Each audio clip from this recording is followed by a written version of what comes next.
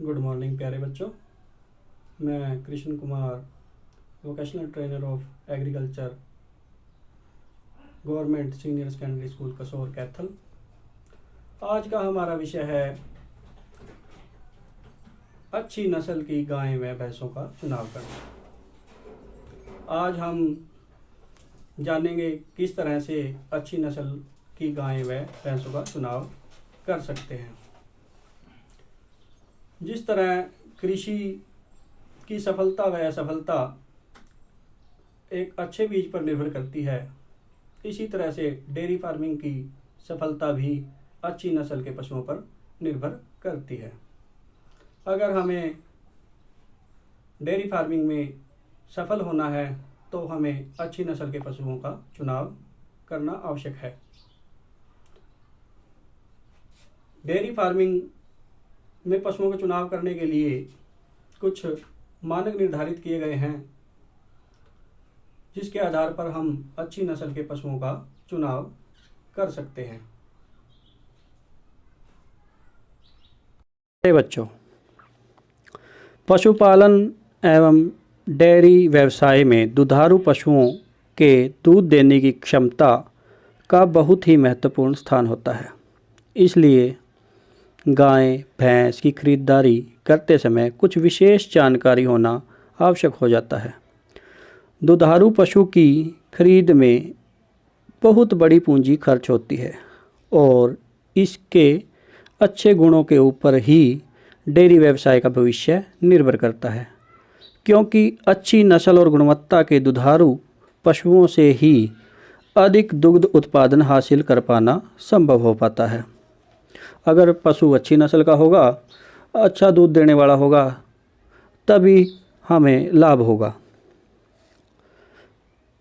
इसलिए दुधारू पशुओं का चयन एवं खरीदारी करते समय अच्छी नस्ल, दोष रहित, पूर्णतः स्वस्थ पशु, लंबे ब्यात, हर साल बच्चा और अधिक दूध देने वाली गाय भैंस ही को प्राथमिकता देनी चाहिए, जिससे व्यवसाय में लगाई गई पूंजी से अधिक मुनाफा प्राप्त किया जा सके। अतः पशुपालन निम्न बातों को अमल में लाकर अच्छी दुधारू गाय भैंस का चयन कर सकते हैं। प्यारे बच्चों, अब हम उत्तम पशुओं के लक्षण और गुणांक पत्र विधि द्वारा उनकी परख करेंगे। अब हम जानेंगे किस तरह से गुणांक पत्र विधि द्वारा इनकी परख की जा सकती है। जैसा कि मैं पहले भी बता चुका हूँ, इनके चयन के लिए कुछ मानक निर्धारित किए गए हैं, उन मानकों पर भी बात करेंगे। पशुओं का चयन करते समय सर्वप्रथम अपने उद्देश्य को निश्चित कर लेना चाहिए कि हमें उनकी आवश्यकता किस कार्य के लिए है। यह बात हम कर ही चुके हैं कि गाय या भैंस को हम अच्छे दुग्ध उत्पादन के लिए पालते हैं। इसके अनुसार ही पशुओं की काट छांट करनी चाहिए, किंतु अच्छे पशु को पहचान लेना कोई सरल कार्य नहीं है। फिर भी सच्ची लगन, मेहनत, पूर्ण ज्ञान व अनुभव से कोई भी आदमी अच्छा पशु पारखी बन सकता है। एक अच्छे पारखी के लिए यह आवश्यक है कि वह पशुओं को अनेक बार देखे और पशुओं का एक चित्र उसके मस्तिष्क में हो। निम्न लक्षणों के अनुसार वह इस चित्र को बना सकता है। पहले तो हमें जिस तरह का पशु लेने जाना है, जिस नस्ल का पशु लेने जाना है, उसका चित्र हमारे दिमाग में होना चाहिए, क्योंकि हर नस्ल के पशु की अलग अलग पहचान होती है। मुर्रा नस्ल के पशु की डील डोल अलग होती है, तो सबकी पहचान अलग अलग होती है। इसके लिए हमें उसका पूर्ण ज्ञान होना चाहिए। उस पशु को हमें बार बार देखना चाहिए, हमारे दिमाग में उसका चित्र बना होना चाहिए। अच्छी गाय व भैंस के लक्षण। अब हम ये जानेंगे कि अच्छी गाय या भैंस में क्या लक्षण होने चाहिए। पशु के मूल्य मुख्यतः 4 भागों पर निर्भर करता है।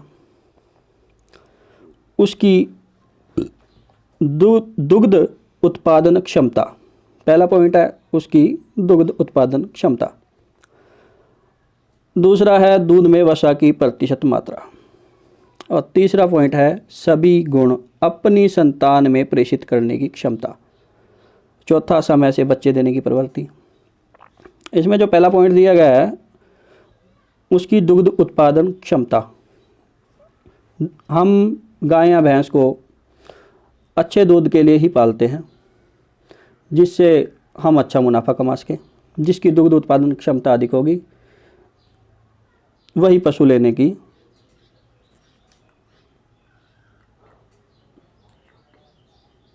लेने योग्य है। दुग्ध में वसा की प्रतिशतता। अब ये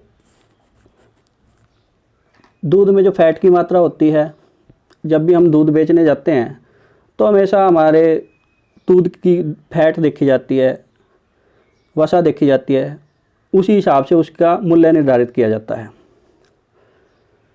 तीसरा पॉइंट है सभी गुण अपनी संतान में प्रेषित करने की क्षमता।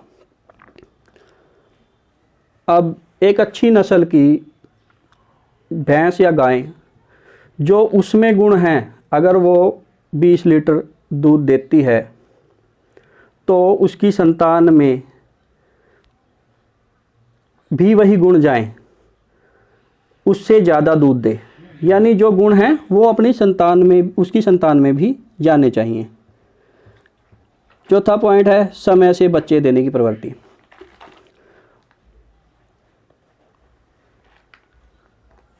ये अगर पशु समय से बच्चे देगा तभी हमें दूध मिलेगा। अगर वो 2 साल या 3 साल बीच में गैप कर जाए तो हमें दूध प्राप्त नहीं हो पाएगा। तो हमें ये भी जानना है जब हम कोई पशु खरीदने जा रहे हैं वो समय से बच्चे दे रहा है या नहीं दे रहा। अतः पशु खरीदते समय लोग अपने पशुओं में समस्त गुण देखना चाहते हैं।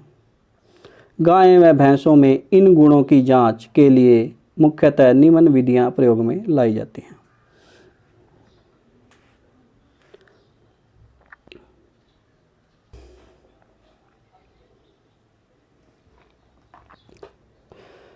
पशु का अब हमें ये जानना है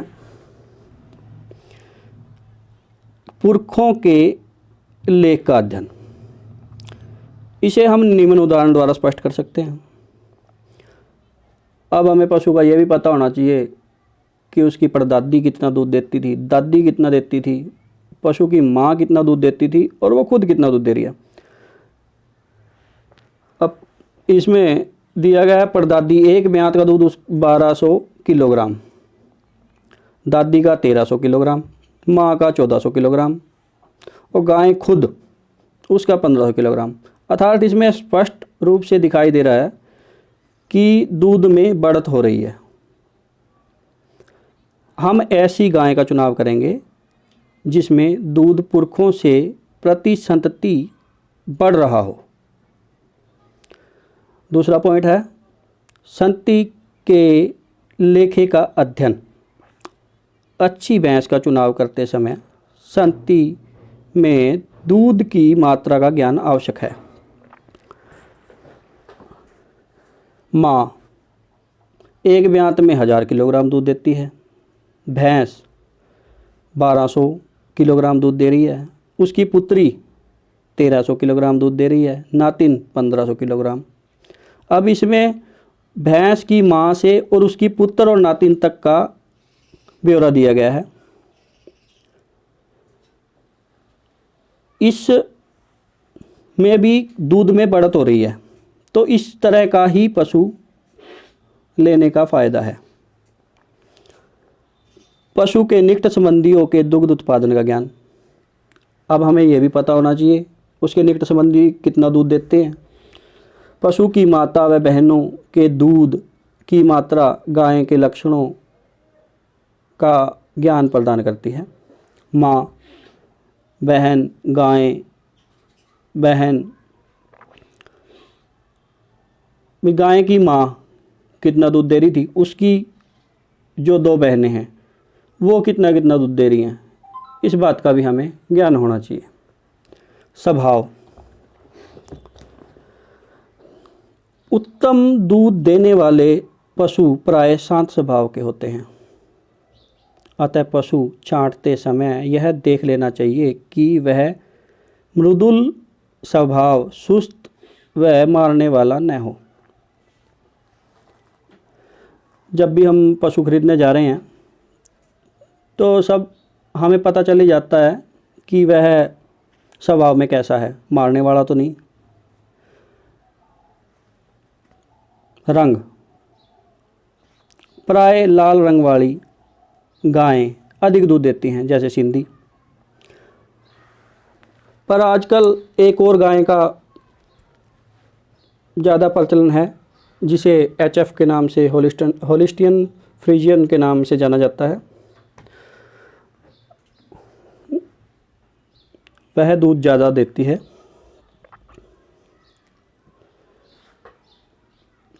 अलग अलग किस्मों के अलग अलग रंग हैं। आगे पॉइंट्स है थन। थन बड़े व बंद नहीं होने चाहिए। जो गाय के थन होते हैं वो बड़े होने चाहिए।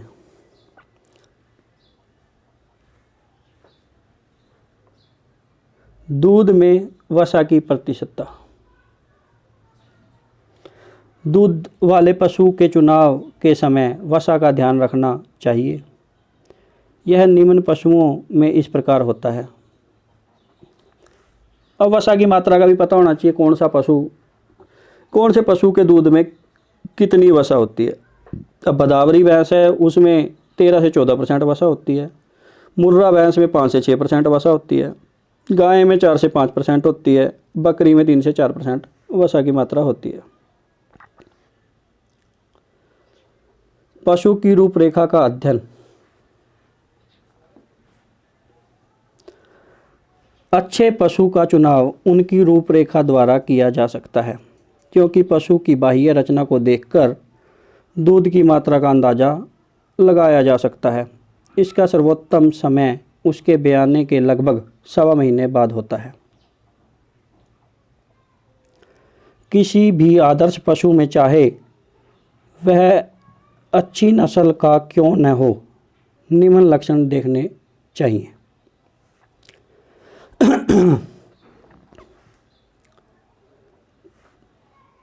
तिकोना रूप। अच्छी गाय को पहचानने में पचड़े मदद करती हैं। ये 3 प्रकार की होती हैं: बगल पचड़, ऊपरी पचड़, सामने का पचड़। तिकोने आकार की गायें अधिक दुधारू होती हैं। ऐसी गाय की पहचान के लिए उसके सामने खड़े हो जाएं। इससे गाय का अगला हिस्सा पतला और पिछला हिस्सा चौड़ा दिखाई देगा।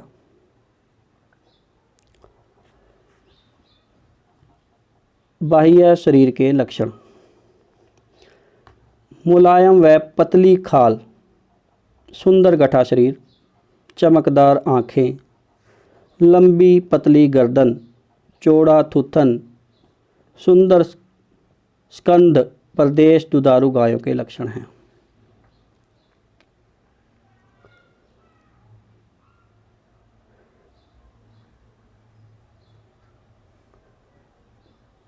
थानों और आयन पर पाई जाने वाली दुग्ध शिराएं जितनी उभरी और टेढ़ी मेढ़ी होंगी, पशु उतना ही अधिक दुधारू होगा।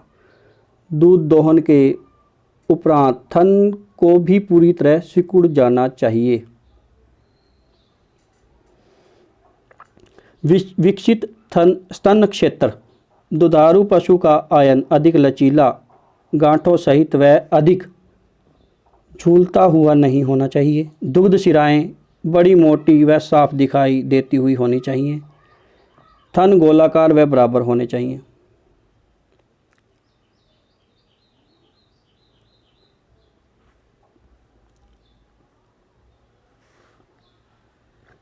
अब आगे मैं आपको गाय एवं भैंस की गुणांकन पत्र विधि द्वारा परख बताऊंगा, जो कि निम्न प्रकार है।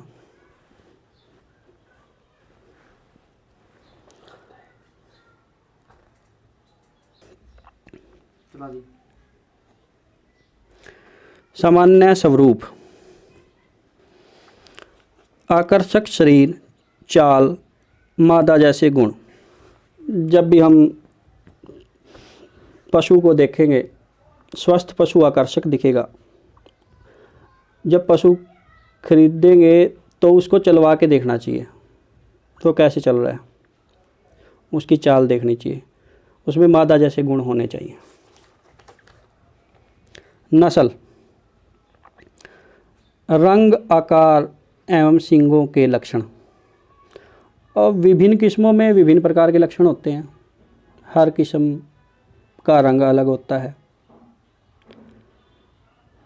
तो हमें नस्ल की पहचान होनी चाहिए। उस हिसाब से हमें रंग, आकार और सींगों के लक्षण देखने चाहिए। सिर: मध्यम आकार, चौड़े थुथन व बड़े नथुने, बड़ी चमकीली आँखें, चौड़ा माथा, मध्यम कान, सीधा नासादंड। आगे आ जाता है स्कंद। स्कंद प्रदेश तथा छाती के मध्य ठीक प्रकार से फैलाव व जुड़ने वाले होने चाहिए। पीठ कैसी होनी चाहिए? सीधी, मजबूत व चौड़ी होनी चाहिए। कमर चौड़ी, मजबूत व समतल होनी चाहिए। पुट्ठे लंबे, चौड़े एवं मजबूत होने चाहिए।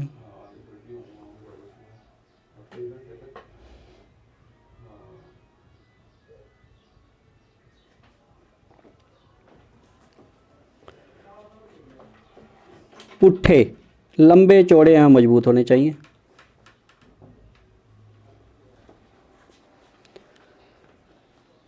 नितंब चौड़े, चर्बी रहित। अपलस्थी चौड़ी एवं दूरी पर। पूंछ लंबी, गुच्छेदार। अपलस्थियों के बीच पूंछ का अग्र भाग स्थिर हो। टांगें सीधी, एक दूसरे से सही दूरी पर, सुडौल व सुंदर। पिछले घुटनों में गुमची तक बिल्कुल सीधी। गुमची मध्यम आकार की तथा घुटने सुंदरता से मुड़े हुए। खुर छोटे एवं गोल। डेयरी के गुण: सादे स्वभाव वाली, चर्बी रहित, अधिक दूध की क्षमता रखने वाली। गर्दन लंबी और पतली, सुंदर गलकंबल और गला। ये जो गलकंबल होता है ये गाय में होता है, भैंस में गलकंबल नहीं होता। गाय और भैंस में सिर्फ एक ही अंतर होता है गलकंबल का। गाय में गलकंबल होता है और भैंस में गलकंबल नहीं होता। स्कंद प्रदेश: कंधों के ऊपर उठे हुए व तिकोने रूप वाले पच्चड़। पसलियाँ चौड़ी, चपटी, लंबी, दूरी पर स्थित व फैलाव वाली। जांघें बीच की दूरी अधिक, आयन के फैलाव के लिए अधिक स्थान का होना। त्वचा मध्य मोटाई वाली, मुलायम व ढीली, चमकदार बाल। कोख गहरी, मेहराब के समान, सुंदरता से मुड़ी हुई। शरीर की क्षमता: पशु शरीर की तुलना में आकार में अधिक पाचन क्षमता, मजबूत एवं शक्तिशाली होना चाहिए।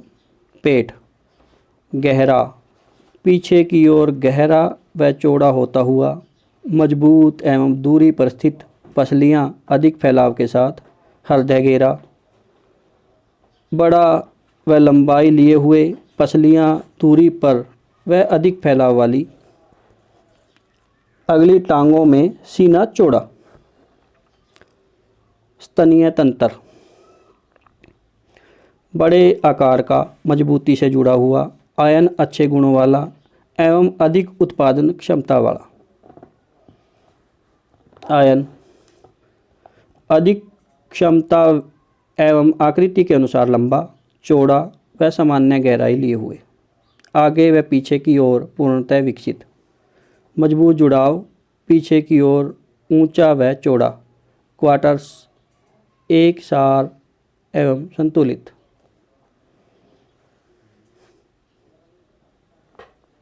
बनावट।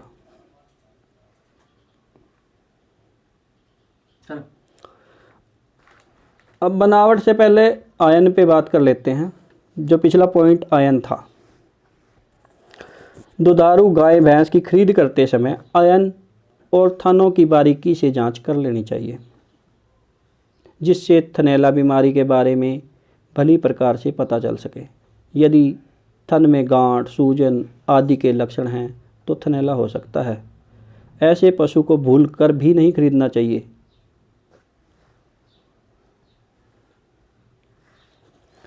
बनावट।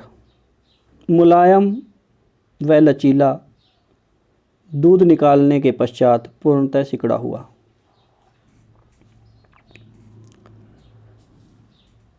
थन एक सार लंबाई व नाप वाले गोलाकार आकृति एवं वर्गाकार स्थिति में जुड़े हुए। जो गाय के या भैंस के थन होने चाहिए वो एक सार बराबर होने चाहिए।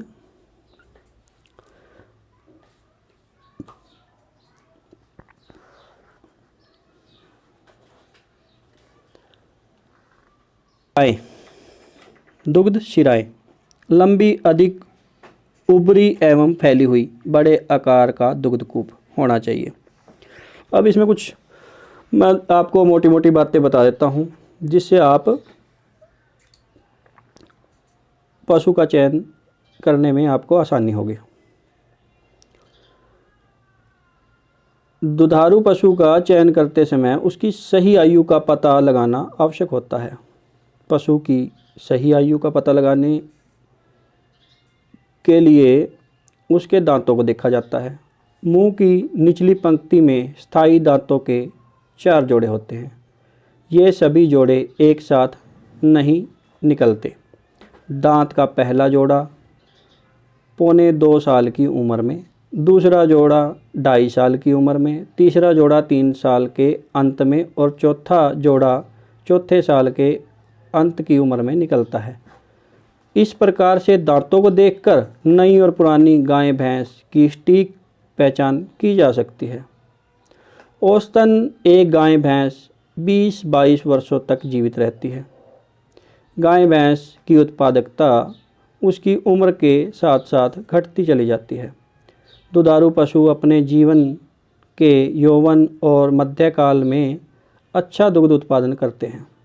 इसलिए दुधारू पशु का चयन करते समय उसकी उम्र की सही जानकारी होना अत्यंत आवश्यक है।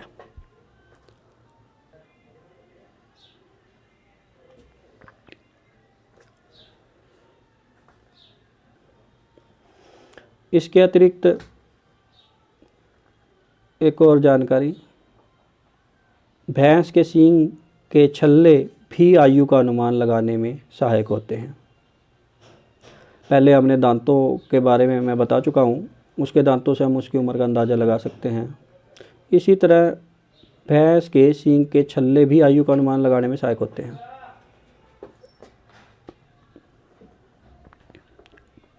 प्रथम छल्ला सींग की जड़ पर प्राय 3 वर्ष की आयु में बनता है। इसके बाद प्रतिवर्ष एक एक छल्ला और आता रहता है। सींग पर छल्लों की संख्या में 2 जोड़कर भैंस की आयु का अनुमान लगाया जा सकता है।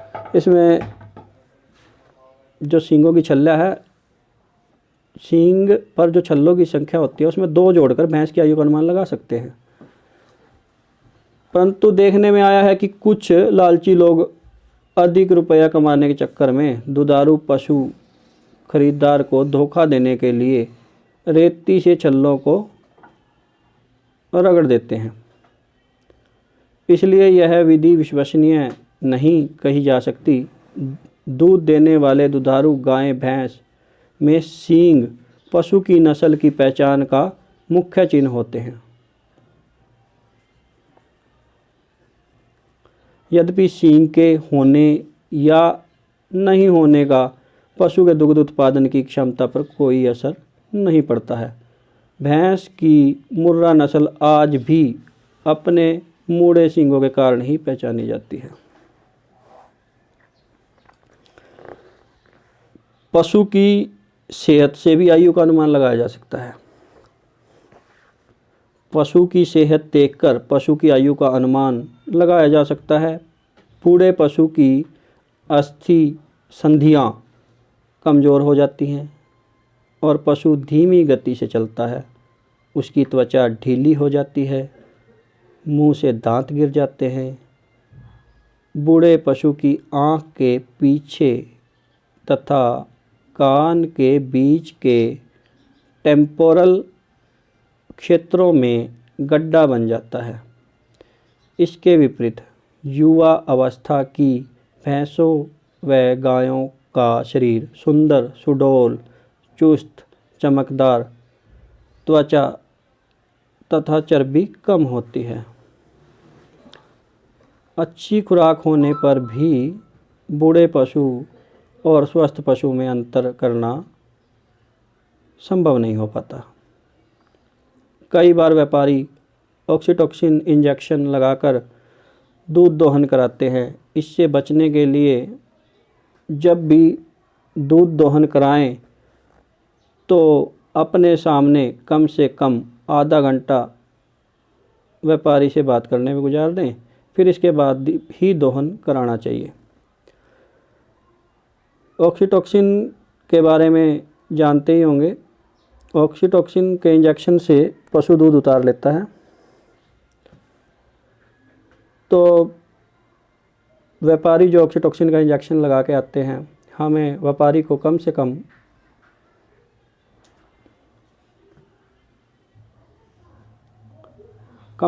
आधा घंटा व्यापारी से बात करने में गुजार दें, फिर इसके बाद ही पशु को धोना चाहिए।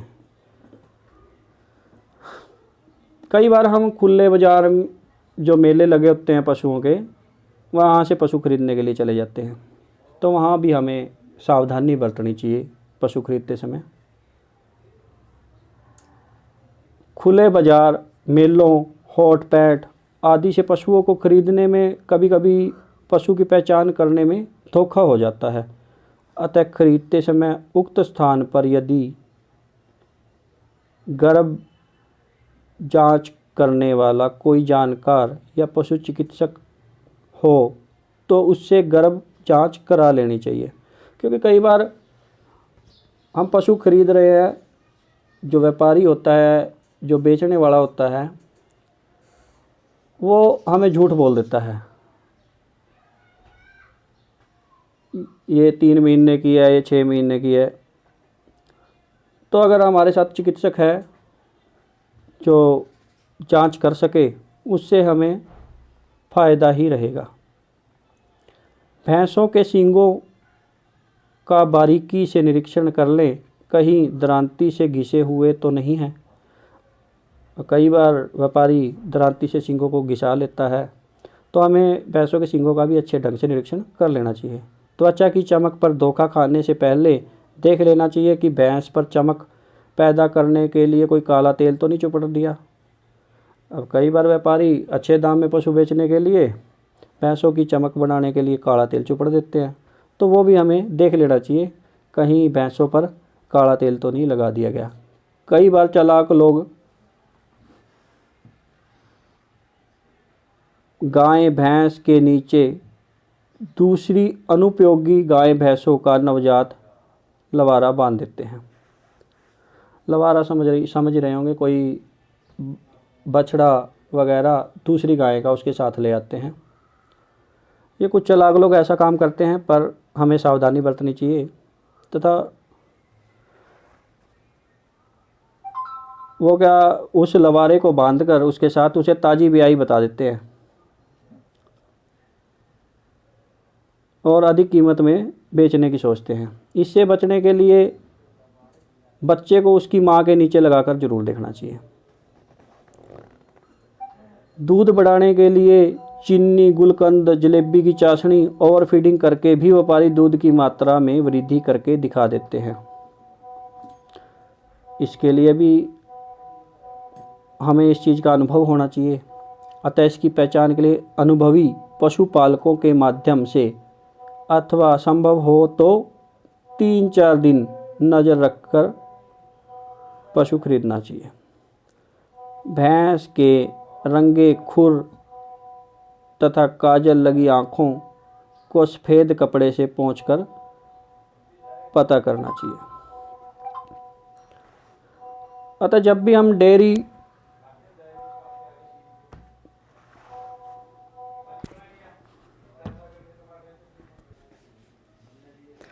हमें पशु खरीदने से पहले उसकी पूरी जांच कर लेनी चाहिए।